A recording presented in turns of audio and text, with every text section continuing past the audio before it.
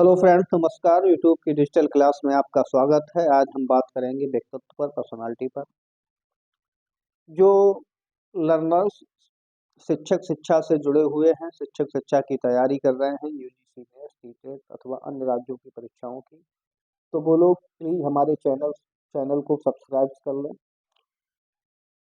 हम निरंतर आपको वीडियो क्लास के माध्यम से शिक्षक शिक्षा से संबंधित जितना भी कंटेंट है वो उपलब्ध कराते हैं और कराते रहेंगे, इसलिए आप हमारे चैनल से जुड़ जाइए।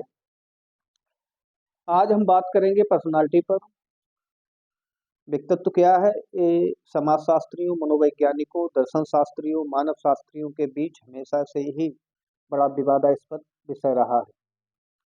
अलग अलग विद्वानों ने, अलग अलग शास्त्रियों ने व्यक्तित्व को अलग अलग ढंग से डिफाइन किया है। वास्तव में व्यक्तित्व बड़ा जटिल संप्रत्यय है। इसको ठीक तरीके से डिफाइन करना या परिभाषित करना संभव नहीं है। फिर भी आधुनिक समय में प्रगति हुई है मनोविज्ञान के क्षेत्र में, और मनोवैज्ञानिकों ने व्यक्तित्व को मापन योग्य बनाया है और कुछ ऐसे ट्रेट्स का निर्धारण किया है कि जिस व्यक्ति के पास ये ट्रेट्स होते हैं उस व्यक्ति को एक अच्छे व्यक्तित्व का स्वामी मान लिया जाता है। अगर भारतीय परंपरा, दर्शन परंपरा पर बात करें तो भारतीय दार्शनिकों ने कहा है कि जिस व्यक्ति का शरीर, मन, बुद्धि, महत्व, अहंकार और आत्मा का विकास जितना होता जाता है, वो व्यक्ति एक अच्छे व्यक्तित्व का उतना ही निर्माण करता जाता है। भारतीय धर्मशास्त्रों में सद्गुण, तमगुण और रजोगुण के आधार पर व्यक्तित्व को डिफाइन किया गया है। पाश्चात्य सभ्यता की बात करें तो व्यक्तित्व को अंग्रेजी में पर्सनालिटी कहते हैं, और पर्सनालिटी शब्द लैटिन भाषा के पर्सोना शब्द से बना है, जिसका अर्थ होता है मुखौटा या नकाब। प्राचीन रोमन काल में ग्रीक अभिनेता अभिनेत्री दूसरे व्यक्ति का अभिनय या पात्र रोल करने के लिए मास्क लगाकर अभिनय किया करते थे, उनको ही पर्सोना कहा जाता था। तो पर्सनालिटी शब्द के जब हम शाब्दिक अर्थ पर बात करते हैं तो शाब्दिक अर्थ से आशय एक व्यक्ति के बाहरी रंग रूप के आधार पर ही व्यक्तित्व का अभिप्राय लगाया जाता है, जबकि आधुनिक मनोविज्ञान इसको नकारता है। वो कहता है कि व्यक्ति का बाहरी रंग रूप आकार व्यक्तित्व का एक गुण है, ना कि संपूर्ण व्यक्तित्व की व्याख्या करता है। इसलिए व्यक्तित्व को हम सबसे पहले डिफाइन करेंगे और डेफिनेशन के आधार पर चर्चा करेंगे कि वर्तमान समय में व्यक्तित्व के अंदर कौन कौन से गुणों को समाहित किया गया है या किस व्यक्ति को एक अच्छे व्यक्तित्व का स्वामी माना जाता है।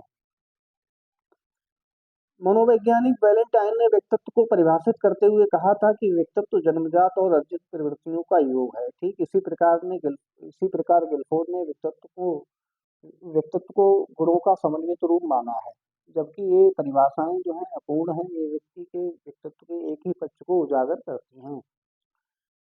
जो वर्तमान समय में मनोविज्ञान में जो सर्वमान्य परिभाषा है, जिसको सभी मनोवैज्ञानिक सही मानते हैं, या हम दूसरे शब्दों में कहें तो डेफिनेशन सर्वाधिक सर्वमान्य है, वो आल्पोर्ट की है। आल्पोर्ट ने कहा है कि व्यक्तित्व व्यक्ति के अंदर उन मनोशारीरिक गुणों का गत्यात्मक संगठन है जो वातावरण के साथ उसका अनूठा समायोजन स्थापित करता है।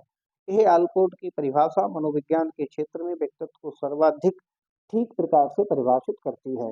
तो आल्पोर्ट ने व्यक्तित्व को एक गत्यात्मक, मन और शरीर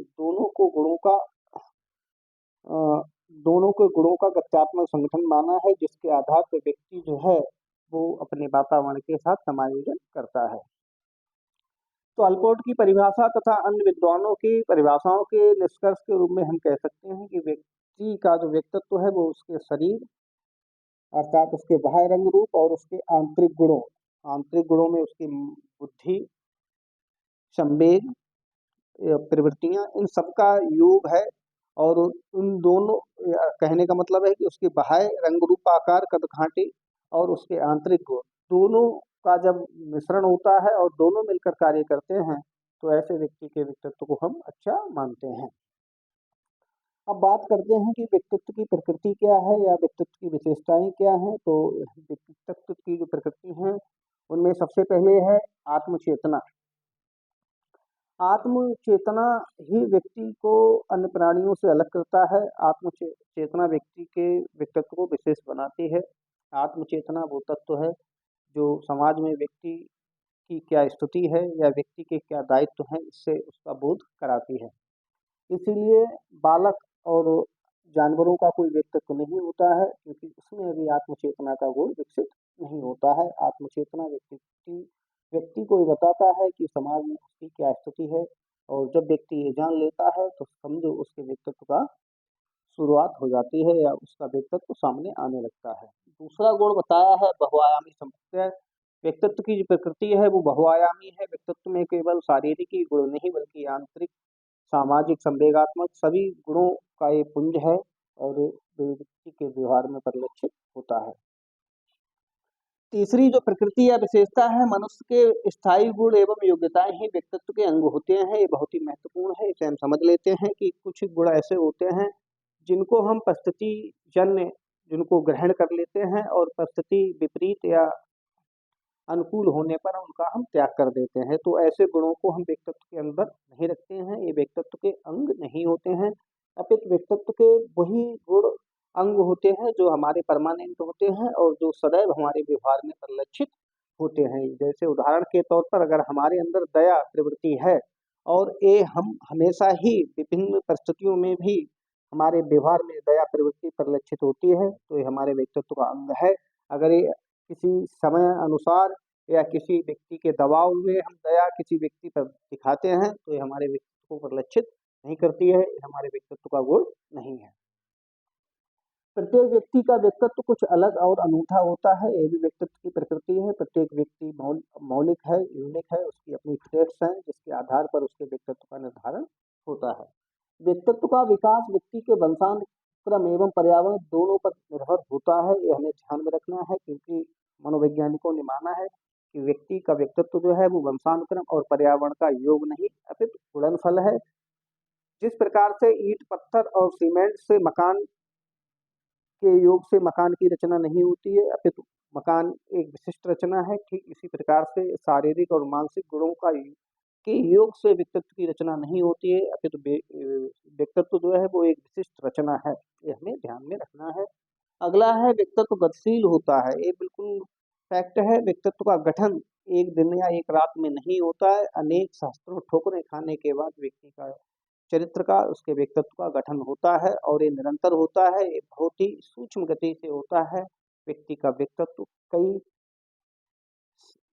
कई एक या दो दिन का रातों रात में व्यक्ति के व्यक्तित्व का गठन नहीं होता है, अपितु व्यक्ति को निरंतर गतिशील संघर्ष करना पड़ता है वातावरण के साथ, विभिन्न संस्कृतियों व्यक्तियों के साथ अंतःक्रिया करनी पड़ती है, तदुपरांत व्यक्ति के व्यक्तित्व का गठन होता है।